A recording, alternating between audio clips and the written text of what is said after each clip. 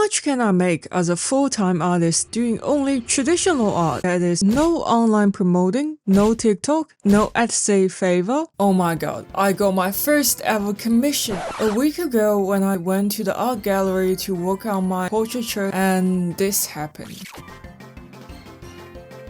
Then she asked me, how much do you charge? And I was stumped by that question. So I've been drawing for decades, but I never did it for money or traded extra. So I also do want to make money, but I also don't want to overcharge them, like what the other artists would charge in this case. 200? And a brief foreshadowing, that work took me longer than 4 hours. But it got me curious. If I treat it as a full-time job for 1 week, how much can I make? But I will only include a job that I take offline, that is commission, basking, gallery job, and art prizes. So let's get into it. Today I got my very first commission. Basically, she has this faded drawing, it's in original this size, that she got from a flea market, I believe. And she wants me to restore it because, as you can see, all those color and detail are faded quite a lot, and you can't really see the calligraphy. So basically, she wants me to do this in the size of A3. So we're gonna do this. And I'm really excited because it's my first ever commission.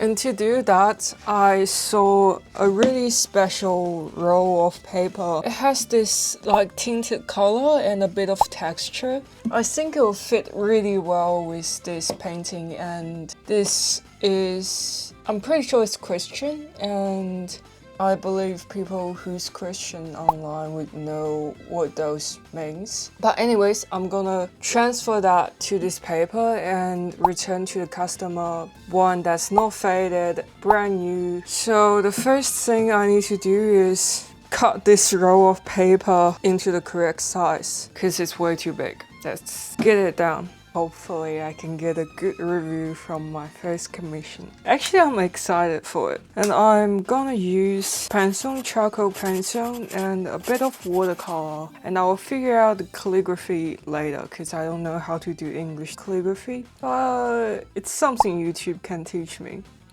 Right? Yeah. If it's an exact copy, I think I might just measure out the position because I do want it to be the exact same.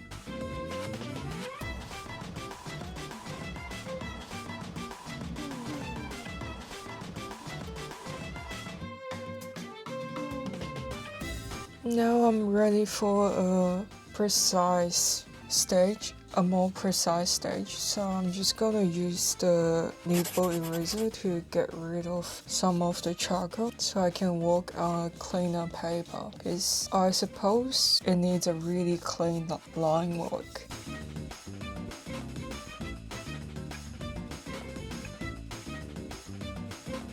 Actually, I'm gonna change it to 4B, so it's a bit harder.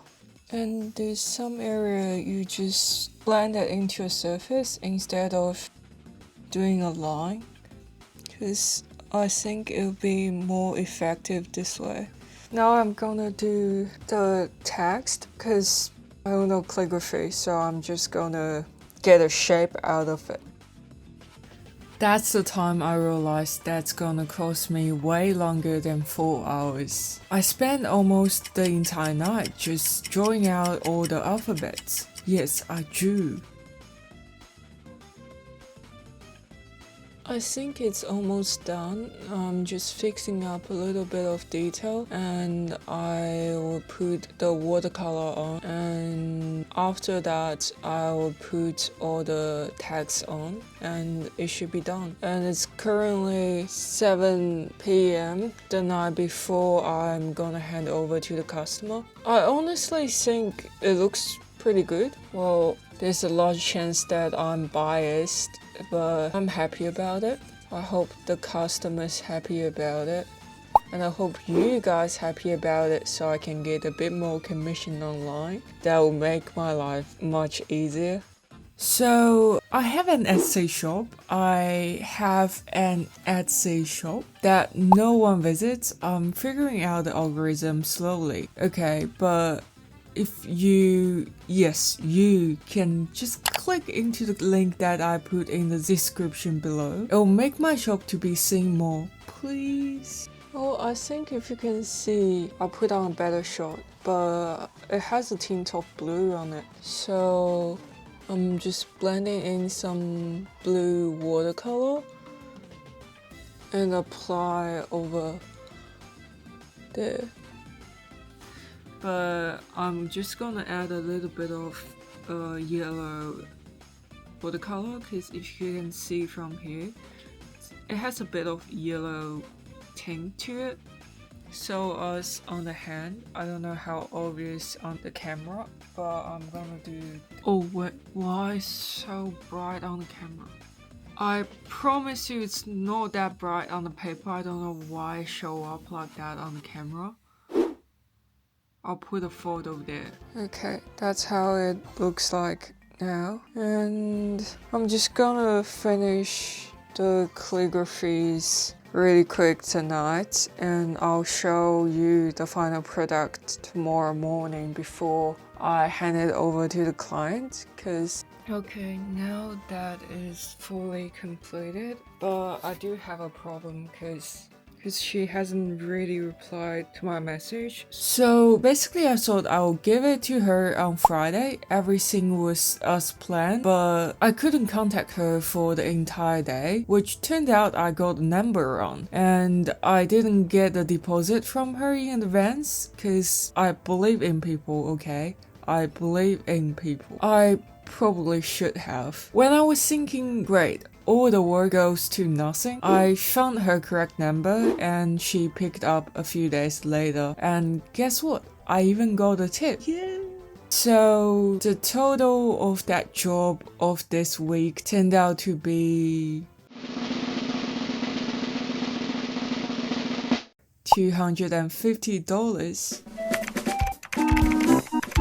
It might seem like a bit of mess right now, but I placed all this on top of the art price drawing I did. I need to bring it to them by Sunday of this week, and today is Wednesday. And I've been placed all those weight on it to flatten it. It's been 2 days. You can still see a bit of wrinkle. I don't know how to fix that, but let's remove all that first. And still a bit of wrinkle. But I got this traditional Chinese backing.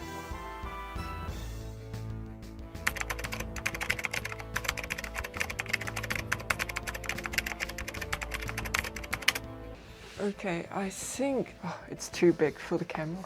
I think this roll already has the backing paper. So has the silk border as well. I think we will need the wheat starch paste. Okay, let's start the 裱画 process. Well, it's a very huge roll that I don't think the table will fit, and it's currently on my bed. We do have a problem. This frame base, that backing paper, is way too big for a piece of drawing that I have. I don't really have time to send it to frame it. Well, I could. Well, I also kind of want to use this, but I think it would just look really ridiculous that if I put such a small one on this whole backing paper. I think it's technically illegal, but I will cut into the middle and get a trim of this backing paper out of it and make it smaller, and it will look less ridiculous. But I don't know how do I connect the two cutout pieces together, but I think I'll just figure it out myself. I drew these 2 lines and I'm gonna cut it open. Okay, I'm just gonna align the 2 dots together and cut it even, and we just tape it to the other half. That's my only solution now. I have a huge blank in my brain. Okay, let's do this. I got this glue paste, sticking paste from the art shop, and we're gonna squeeze some into the plate and melt it down with a bit of water and apply them to attach two parts as well as my painting. So I'll show you the result after I finish.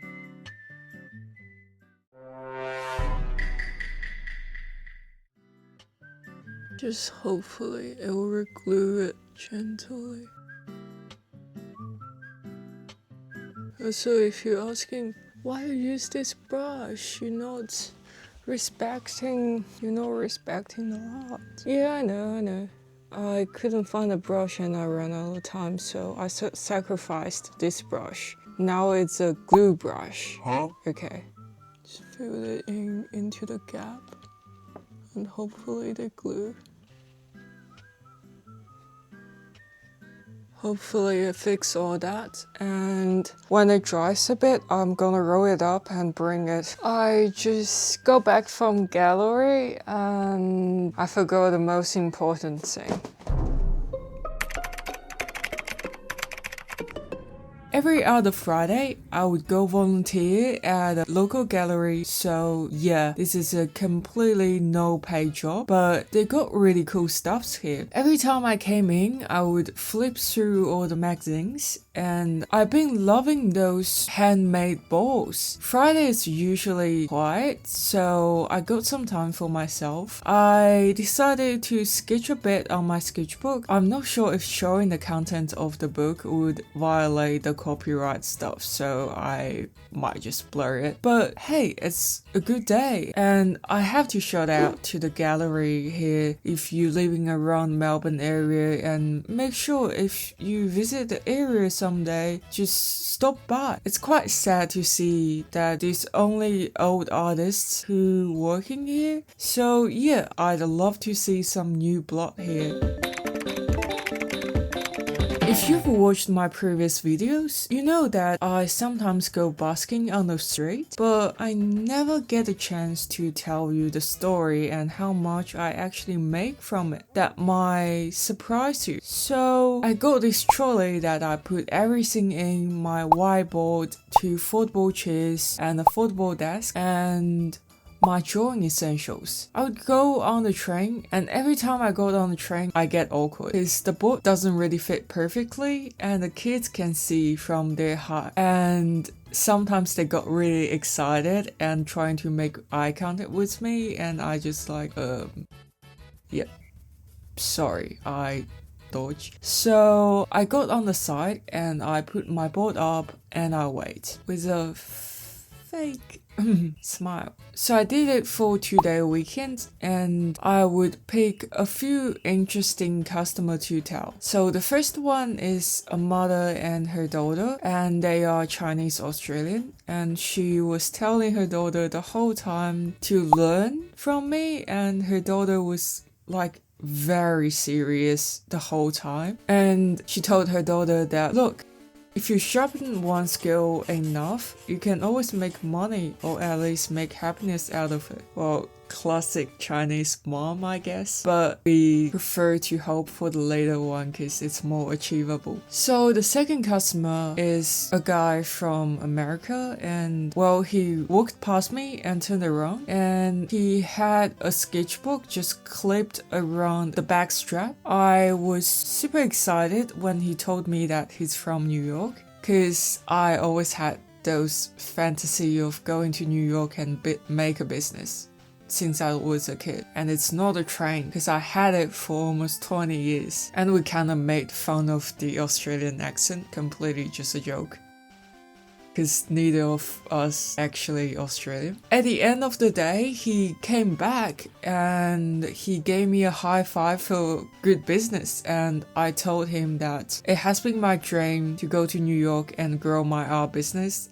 and he told me to definitely go there, and the city is just always so alive. So the last customer I want to tell you about is when I was ready to pack up. It was around 5 p.m. and a Malaysia guy came over, and he seemed really interested in my art, but unfortunately we couldn't figure out a way for him to pay. So I told him that, look, I'm packing up anyway, and I can just gift you one for free, but just keep it between us, so I don't want to promote myself as a free business. So we got a chance to chat, and I drew him a portrait, and guess what? It turns out into another commission that I got from him. He told me that he's been trying to find an artist who can depict his milestone in his life in oil painting, and I was like, that's perfect. That's exactly what I want to do for starting an art business. I want to do something that I'm passionate about. So he told me the whole story, and we got really excited because it's a larger commission. We are able to figure out how to deal with the payments through international transactions. So here leads to another part of the video that I will explain the second commission I got in this week, which is a huge bonus. But before that, let me review how much I made through these 2 days basking.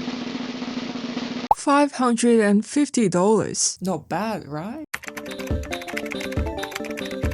So, cause it's a long-term project and I was in the beginning of it, I'll just walk you through what I did in this week for the second commission I got. So I started by reading through the brief 3 whole times, and I even printed it out, and I did some reference research on core concepts that he gave to me, and I also went to an art shop to see the sizes that might be the best fit for this project. I also drew a sketch, a thumbnail we call it, for him just before he leaves the country. So that was the general plan, but the reality never works that smoothly. The first sketch I drew ended up I discarded it, and I did the second one which I felt more connected with. And it was the end of the week. I felt kind of burnt out and I was struggling with the sketch for some reason. And then I did a bit of research on how I price my painting. I ended up in a quite high number, which thanks to ChatGPT, yes, you're fired. I sent him the code, which drove my nervous system to the highest. There's just something about pricing I don't like about. So the rest of the time, I just felt anxious about tons of questions spinning in my mind. But we ended up negotiated to a price and the scale of the project in a meeting later. So it's time for me to tell you all how much I made from this commission.